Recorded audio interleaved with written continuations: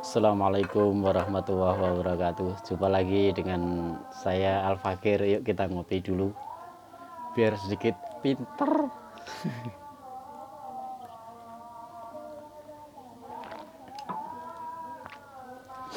Alhamdulillah, Allahumma sholli ala sayyidina Muhammad wa ala ali sayyidina Muhammad. Ada sahabat-sahabat manakib mungkin melanjutkan cerita tentang ya manakib. Kita bicara manakib, ngobrol-ngobrol santai, cerita santai. Tapi kali ini saya akan bercerita ya tentang adab saja, sebetulnya tentang adab atau etika di dalam kita bermanakib, supaya tentu kita bisa mengambil berkah daripada Syekh Abdul Qadir Jailani. Sebab dari yang saya perhatikan itu, kenapa sih orang banyak sudah membaca kitab manakib tapi ngalap berkahnya, hajatnya bahkan belum sampai atau belum dikabulkan. Nah, itu mungkin kita sedikit kurang paham adabnya atau etikanya, ya aturan mainnya lah, mungkin seperti itu. Itu yang saya akan sampaikan di sini. Pertama, adab atau etika ketika kita akan membaca manakib atau ketika kita akan ikut ngaji dalam satu majelis manakib. Pertama yang harus kita luruskan adalah niat kita dulu. Jadi niat kita kalau kita mau datang ke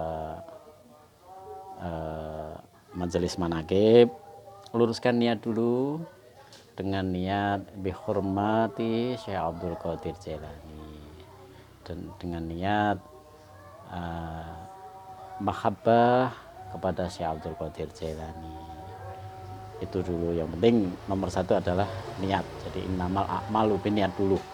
Jadi amal itu tergantung niatnya dulu, supaya nanti akan membuahkan hasil yang memuaskan sesuai dengan yang kita inginkan. Jadi ketika kita mau berangkat ngaji dalam satu majelis, yang harus kita benahi dulu adalah niat kita. Jadi niat kita jangan ngelil hajat dulu, jangan. Ya, niat kita harus kita luruskan adalah dengan menghormati beliau dulu. Ini perlu digarisbawahi ya. Dengan menghormati beliau dulu. Jadi menghormati Sultan Aulia Syekh Abdul Qadir Jailani ya gitu. Jadi dengan mahabbah kepada beliau dulu, dengan cinta kepada Syekh Abdul Qadir Jailani. Itu nomor satu ya, adabnya dulu ya, adabnya dulu. Kemudian yang kedua yaitu ketika kita menghadiri dalam satu majelis manakib atau kita mungkin ngaji sendiri, yang harus sangat diperhatikan adalah dalam hal wudhu. Jadi harus dipelihara wudhunya. Jadi wudhunya itu harus terjaga. Jadi kadang-kadang saya sering melihat sebetulnya dalam satu majelis manakib, jadi banyak jamaah yang batal, dalam kondisi batal, artinya tidak punya wudhu bahkan tidak punya wudhu ya. Itu malah sebetulnya kalau kita dalam ngaji ikut manakib, kita niat ingin diberikan keluasan rezeki yang banyak, tapi gara-gara nggak bisa memelihara wudhu, nggak punya wudhu, itu akan menjadi sababiyah tertutupnya jalan rezeki. Nah itu yang fatal nanti. Ini jarang-jarang disadari. Karena apa? Karena Syekh Abdul Qadir Jailani itu punya julukan, kalau di dalam Manqobah terakhir itu biasa sering mungkin kalau yang baca manakib, ya ayatuhal arwahul muqaddasah. Nah, jadi beliau itu termasuk punya julukan arwah suci dan disucikan gitu. Itu makanya ya kita harus belajar setidaknya memelihara, walaupun kita tidak suci dan tidak disucikan, ya minimal kita berusaha untuk memelihara wudhu kita ketika kita ikut ngaji manakib. Nah, itu yang penting, karena dulu di kitab Nurul Burhan sendiri diceritakan di manakib, orang menyebut asma beliau yang nggak punya wudhu itu kepalanya putus begini, potong kepalanya, meninggal zaman dulu. Kemudian beliau ketemu dengan baginda Rasul, diberi nasihat oleh baginda Rasul, nggak usah seperti itu anakku, karena aku sendiri sebagai rahmatan lil alamin. Nah, kemudian sebagai gantinya yang menyebut asma beliau yang tidak punya wudhu, nggak sampai meninggal kayak zaman dulu, tapi apa ya, sedikit tertutup rezekinya, jalur rezekinya jadi lebih sempit. Nah, itu yang harus diperhatikan ya. Itu kelihatannya sepele tapi sering diabaikan, saya lihat sering diabaikan. Makanya untuk para imam-imam atau pimpinan ngaji yang dalam satu majelis, ya saya sarankan untuk sangat memperhatikan itu. Karena apa, kasihan mereka sudah ikut-ikut ngaji, ikut dalam satu majelis, berharap mereka itu pengen banyak keluasan rezeki, tapi kok begini ya saja saya ikut ngaji manakib rezekinya kok masih seret. Padahal ada satu ganjalan bahwa ketika ikut ngaji manakib tidak bisa memelihara wudhu.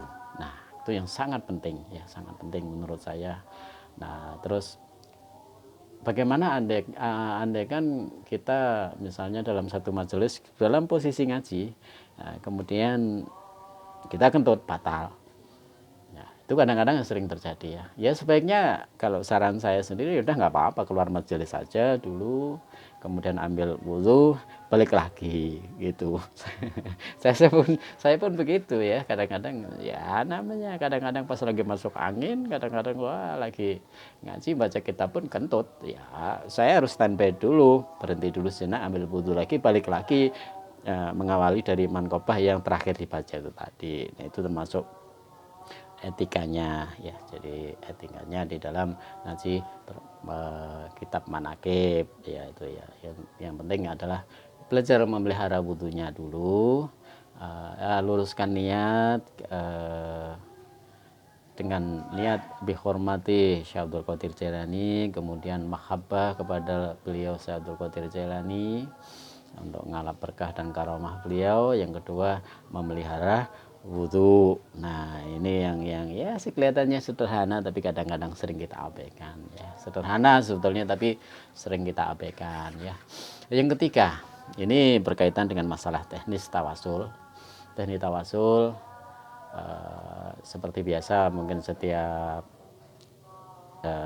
yang sudah memegang kitab manakib biasanya saya yakin sudah mempunyai ijazah. Kemudian tawasulnya bagaimana yang baik? Yang baik ini hanya saran saja. Satu contoh begini, yang baik begini. Ketika kita di dalam misalnya di dalam kitab Jawahirul Ma'ani, di situ kan ila khadratin Nabil Mustafa Sayyidina Muhammad sallallahu alaihi wasallam wa alaihi washabil kiram Al-Fatihah. Ya, terus lanjut. Kemudian setelah itu kan sampai pada titik khususan ila ruhi sultani aulia Allah Sayyidina Syekh Abdul Qadir Jailani, terus Al-Fatihah. Nah, kemudian di situ ada lagi khususan ila ruhi abaina wa ummahatina gitu kan, dan seterusnya. Terus disebut misalnya di situ Syekh Ahmad Jauri Umar sahibul ijazati hadzal manaqibi wa nasirihi Al-Fatihah. Nah, kemudian di situ biasanya langsung kepada khususan ila ruhi jamil mukminin. Nah, itu sebetulnya ada satu celah, artinya satu celah, ada satu tambahan tawasul manakib bahwa setelah menyebut penyusun kitab yaitu Syekh Ahmad Jauhari Umar, kemudian dilanjut sebetulnya yang memberikan ijazah selanjutnya, misalnya putranya gitu kan, putranya atau khalifahnya siapa itu harus disebut, khususan ilaman ajazani. Nah, yang terakhir di atas kita itu disebut kirim Fatihah supaya apa? Supaya tidak putus sambungan saluran tawasulnya. Nah, itu sering diabaikan. Supaya apa? Ya kita nggak langsung ijazah kepada misalnya Syekh Ahmad Jauhari Umar, tapi kita mungkin ijazah kepada putranya. Ya setelah Syekh Ahmad Jauhari Umar ya kita harus kirim Fatihah ke putranya Syekh Ahmad Jauhari Umar. Nah kalau yang di bawah itu misalnya gurunya di bawahnya putranya Syekh Ahmad Jauhari Umar misalnya di bawahnya lagi ya harus kita kirim Fatihah lagi gitu supaya apa? Supaya sanad nyambung di dalam bertawasulnya. Itu etikanya supaya tidak terputus. Kadang-kadang kita langsung kepada Syekh Ahmad Jauhari Umar, padahal beliau adalah istilahnya selaku penulis kitab itu kalau dulu misalnya ada seorang ulama dari beliau langsung kepada Syekh Ahmad Jauhari Umar itu boleh langsung. Cuman setelah beliau mengijazahkan ke khalifahnya, terus ini yang murid khalifahnya ini ya tentu harus kirim Fatihah ilaman ajazani gitu. Ilaman ajazani khalifahnya tersebut baru nyambung, baru ila ruhi jamil mukminin mukminat muslimin muslimat al ahya minhum wal amat. Nah itu prosedurnya ya, itu prosedur secara tawasulnya. Jadi ini sudah teknis sekali itu ya, mungkin yang harus diperhatikan supaya ya itu tadi supaya tidak terputus. Ibarat kabel listrik itu kita apa ya, kabelnya udah terputus lampunya kenapa kok susah nyala. Nah ternyata yang mengijazah itu nggak dikirim Fatihah, ilaman ajazani nggak dikirim Fatihah, akhirnya terputus di tengah jalan, sehingga ya rada repot nanti ya. Kok lama ya saya kok begini akhirnya mengeluh gitu ya, padahal ada salah prosedur di dalam tawasulnya itu yang secara teknis tawasul. Terus kemudian